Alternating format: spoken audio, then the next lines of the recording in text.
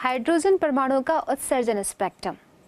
Hydrogen परमाणु में एक इलेक्ट्रॉन होता है, लेकिन इसके उत्सर्जन स्पेक्ट्रम में कई रेखाएं पाई जाती हैं। क्योंकि बोर के परमाणु मॉडल में बताया गया है कि हाइड्रोजन एटम की जो नाभिक है, नाभिक के चारों ओर वृत्ताकार पथ होता है जिसे ऑर्बिट कहते हैं, और इसमें कई सारे ऑर्बिट्स पाए जाते हैं।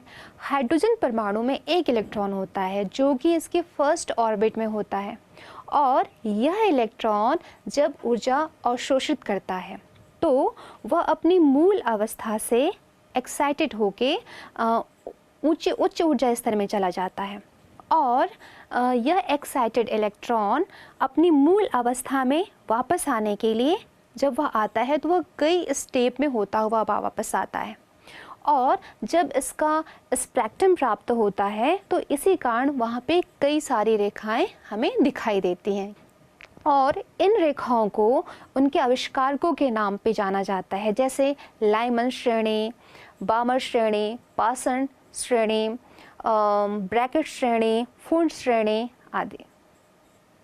हाइड्रोजन के उत्सर्जन स्पेक्ट्रम को ध्यान से देखने पर हमें यह दिखाई देता है कि लाइमन श्रेणी और बामर श्रेणी के बीच जो एनर्जी गैप है वह एनर्जी गैप बहुत ज़्यादा है, और जैसे जैसे हम ऊपर की ओर जाते हैं यह एनर्जी गैप कम होते जाता है।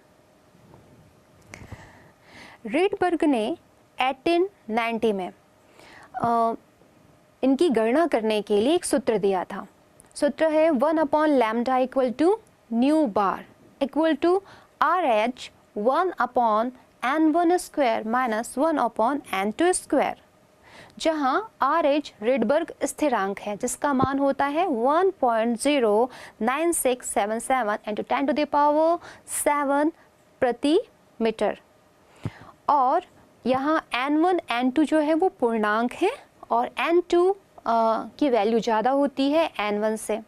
यदि हम दूसरे परमाणुओं के लिए सूत्र को लागू करें तो इसका सूत्र हो जाता है 1/λ = न्यू बार = R × Z², 1/n1² - 1/n2²। यहाँ Z जो है वो है इनका परमाणु क्रमांक। आइए हाइड्रोजन स्पेक्ट्रम से प्राप्त जो श्रेणियाँ हैं उनको समझें। पहले लाइमन श्रेणी। लाइमन श्रेणी में हम जब ऊंचे ऊर्जा स्तर से नीचे निम्न ऊर्जा स्तर में आते हैं तो हम ये कई स्टेप में आ रहे हैं। जैसे यह हम यूँ कहें कि लाइमन श्रेणी N1 का मान यहाँ पे 1 ही होगा, ठीक है। अब यहाँ पे ऊर्जा 2 से भी आ सकती है, 3 से भी आ सकती है, 4 से भी आ सकती है, 5 से भी आ सकती है। कहाँ पे आएगी? N1 पर आएगी, निम्न ऊर्जा स्तर में आएगी। तो इस प्रकार यह कई भागों से आ रही है, तो हमें यहाँ पे कई सारी रेखाएं प्राप्त होती हैं, और इस पूरी रेखाओं को, इन पूरी श्रेणियों को ही लाइमन श्रेणी कहा जाता है। और ये जो इनका जो उत्सर्जन स्पेक्ट्रम जो है वो प्राप्त होता है वो पराबैंगनी भाग में प्राप्त होता है लाइमन श्रेणी में। आइए लाइमन श्रेणी के तरंग दैर्घ्य ज्ञात करने के लिए सूत्र को हम देखें। 1/λ = R 1/n1² - 1/n2²। जैसे कि हम जानते हैं R रिडबर्ग स्थिरांक है, n1 जो है वो इसकी लोअर एनर्जी लेवल है और n2 जो है वो हायर एनर्जी लेवल है। लाइमन श्रेणी के लिए लोअर एनर्जी लेवल का मान 1 होता है, और जो हायर एनर्जी लेवल है वो इस 1 के अलावा सभी, दैट मीन्स 2, 3, 4, 5, 6 एंड इन्फिनिटी तक इसके मान हो सकते हैं। तो जाने हम कि इसमें यदि हमें इसकी बड़ी तरंग दैर्घ्य निकालनी है तो हमें क्या देखना होगा? हमें ये देखना होगा कि N1 के पास सबसे एनर्जी गैप किसकी कम है? ऑफ कोर्स N2 की ही होगी। तो N2 का मान यहाँ हमें कितना रखना होगा? 2 रखना होगा। तो जब हम इस फॉर्मूले में N2 का मान 2 रखते हैं तो हमें इसकी बड़ी तरंग दैर्घ्य प्राप्त होती है जिसका मान होता है 1216 एंगस्ट्रॉम। और इसी प्रकार जब हमें इसकी सबसे छोटी तरंग दैर्घ्य निकालनी हो तो फिर इसी फॉर्मूले को यूज़ करेंगे और वहाँ पे N2 का मान होगा वो हमें रखना होगा। तो N2 का मान हम जब देखेंगे कि इसकी एनर्जी गैप सबसे ज़्यादा कहाँ पे जा रही है? इन्फिनिटी में जा रही है। तो जब ये इन्फिनिटी में जाती है तो उसको इन्फिनिटी में मान रखने पर हमें इसकी जो वैल्यू प्राप्त होती है वो प्राप्त होती है 912 एंगस्ट्रॉम, जो कि इसकी सबसे छोटी तरंग दैर्घ्य है। बामर श्रेणी, बामर सीरीज़, जब इलेक्ट्रॉन जो है अपने एक्साइटेड स्टेट से नीचे स्टेट में आ रहा है, लेवल 2 में आ रहा है, जहाँ n1 की वैल्यू 2 होती है वहाँ पे आ रहा है, तो इसका जो उत्सर्जन स्पेक्ट्रम जो प्राप्त होता है वह दृश्य भाग में प्राप्त होता है। और इस पूरी सीरीज़ को बामर सीरीज़ कहा जाता है, बामर श्रेणी कहा जाता है।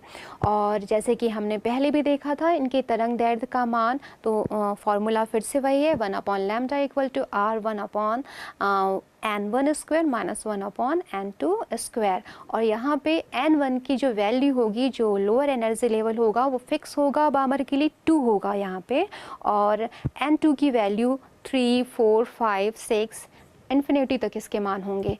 और जब हम इसके लिए सबसे बड़ी तरंग दैर्ध्य निकालेंगे, तो बड़ी तरंग दैर्ध्य निकालना मतलब एनर्जी गैप कम लेना है, तो यहाँ पे हम लेंगे चूँकि ये बामर है, n2 है, तो n2 के लिए क्या होगा, एनर्जी गैप कम, वहाँ पे उसका मान कितना आना चाहिए, 3 आना चाहिए। तो हम n1 में n2 में हम क्या रखेंगे, 3 रखेंगे। और जब हम इसके मान को पुट करके सॉल्व करेंगे तो इसका मान जो आता है, सबसे बड़ी तरंग दैर्ध्य का मान आता है 6563 एंगस्ट्रॉम। और इसी प्रकार जब हम वहाँ पे n2 का मान इन्फिनिटी रखते हैं, तब हमें सबसे छोटी तरंग दैर्ध्य प्राप्त होती है और उसका मान आता है 3646 एंगस्ट्रॉम। हाइड्रोजन स्पेक्ट्रम की अगली श्रेणी का नाम है पाषाण श्रेणी, पाषाण श्रेणी। इसमें इलेक्ट्रॉन उच्च ऊर्जा स्तर से तीसरे ऊर्जा स्तर में आता है, यानी यहाँ n1 का मान कितना होगा, 3 होगा, और n2 का मान क्या होगा, 4, 5, 6 से इन्फिनिटी तक इसके मान होंगे। तो ये जो स्पेक्ट्रम प्राप्त होता है वह अवरक्त भाग में प्राप्त होता है, और इस पूरी श्रेणी को पाषाण श्रेणी के नाम से जाना जाता है। इसी प्रकार इसके आगे की श्रेणी को हम देखें, उसके आगे की श्रेणी का नाम है ब्रैकेट श्रेणी, ब्रैकेट श्रेणी। इसमें इलेक्ट्रॉन जो है उच्च ऊर्जा स्तर से चौथे ऊर्जा स्तर में आता है। कौन से ऊर्जा स्तर में, चौथे में। और चौथे में आ रहा है, इसका मतलब ये हुआ कि यहाँ पे n1 का मान कितना होगा, 4 होगा, और n2 का मान 5, 6, 7 से इन्फिनिटी तक उसके मान होंगे, जिसको हम पुट करके इसकी तरंग दैर्ध्य निकाल सकते हैं। और ये जो इसका जो उत्सर्जन स्पेक्ट्रम है वह अवरक्त भाग में प्राप्त होता है, और ये पूरी श्रेणी कहलाती है ब्रैकेट श्रेणी। इसी प्रकार इसकी अगली श्रेणी का नाम है फुंड श्रेणी। फुंड श्रेणी में इलेक्ट्रॉन जो है वो उच्च ऊर्जा स्तर से पांचवें ऊर्जा स्तर में आता है, यानी n1 का मान 5 होगा और n2 का मान यहाँ पे होगा 6, 7 से इन्फिनिटी तक इसके मान होंगे। और इसकी पूरी की पूरी जो श्रेणी प्राप्त होगी उसे हम कहेंगे फुंड श्रेणी। और इससे जो अवरक्त स्पेक्ट्रम, इसका जो उत्सर्जन स्पेक्ट्रम जो प्राप्त होता है वह अवरक्त भाग में ही प्राप्त होता है। तो ये सारी की सारी श्रेणियाँ थी हाइड्रोजन स्पेक्ट्रम की, जिसे अब हम जान चुके हैं।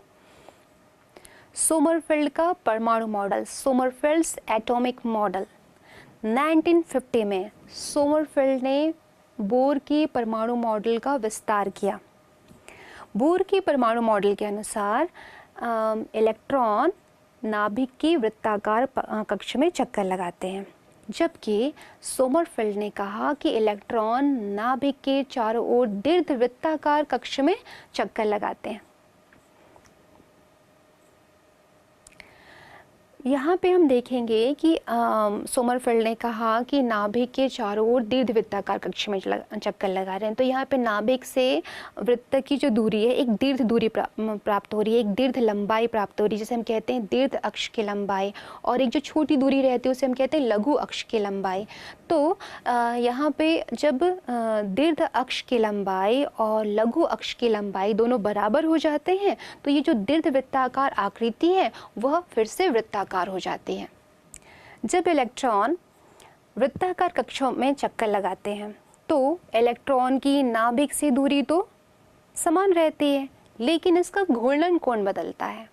और जब इलेक्ट्रॉन जो है वो दीर्घवृत्ताकार कक्षा में चक्कर लगाता है तो इलेक्ट्रॉन की नाभिक से दूरी तो अलग होती ही है और घूर्णन कोण भी अलग होता है। मतलब वृत्ताकार कक्ष में नाभिक इलेक्ट्रॉन की नाभिक से दूरी और घूर्णन कोण दोनों ही अलग होते हैं। और इसी प्रकार सोमरफेल्ड ने बताया कि दीर्घवृत्ताकार कक्ष की आकृति जो है वो दीर्घ अक्ष की लंबाई और लघु अक्ष की लंबाई के अनुपात पर निर्भर करती है, या n/k, जहाँ n जो है वह मुख्य क्वांटम संख्या है और k जो है वो दिगंशी क्वांटम संख्या है, जिसका मान होता है k का 1, 2, 3, 4। सोमरफेल्ड ने बताया कि k का मान जो है वो n पर निर्भर करता है। कैसे? जैसे यहाँ पे हमने देखा कि यदि n का मान 1 है तो k का भी केवल 1 ही मान होगा, और यदि n का मान हमने 4 रखा तो k के 4 मान प्राप्त होंगे, 1, 2, 3, 4, इस प्रकार से। और इसी प्रकार यदि k जो है वो n के इक्वल है तो उसके मान जब बराबर होंगे तो उसका जो ऑर्बिट है, ऑर्बिट की आकृति जो है वृत्ताकार होगी। और यदि k का मान कम है n के कंपेयर तो हमें जो ऑर्बिट प्राप्त होगा उसकी आकृति होगी दीर्घवृत्ताकार। इस प्रकार से ये मान k का मान जो है वो n पर डिपेंड करता है। साथ ही इसमें यह बताया गया कि जो ऑर्बिट है, ऑर्बिट को फर्दर सब ऑर्बिट में डिवाइड किया गया है, जिसे कि S, P, D, F अक्षरों से प्रदर्शित किया जाता है। और इसकी जो वैल्यू होती है, S की वैल्यू होती है, वैल्यू दैट मीन्स इसमें जो इलेक्ट्रॉन आ सकते हैं, S में 2 इलेक्ट्रॉन आ सकते हैं अधिकतम, P में अधिकतम 6 इलेक्ट्रॉन आ सकते हैं, D जो आपका सब ऑर्बिट है इसमें आपके आएंगे इलेक्ट्रॉन जो है वो 10 आएंगे, और F में कितने आएंगे? 14 आएंगे। इस प्रकार से सोमरफेल्ड ने हमें बताया। सोमरफेल्ड के परमाणु मॉडल की कमियां। तो ये जो मॉडल था वह मॉडल जो है वो हाइड्रोजन के परमाणु स्पेक्ट्रम की सूक्ष्म संरचनाओं की व्याख्या तो बहुत सरलतापूर्वक करता है, लेकिन जो दूसरे परमाणु हैं और उनकी जो एटॉमिक स्पेक्ट्रम है उसकी व्याख्या ये करने में ही असफल रहा। साथ ही एक से अधिक इलेक्ट्रॉन वाले परमाणुओं की पूर्ण व्याख्या यह नहीं कर पाया।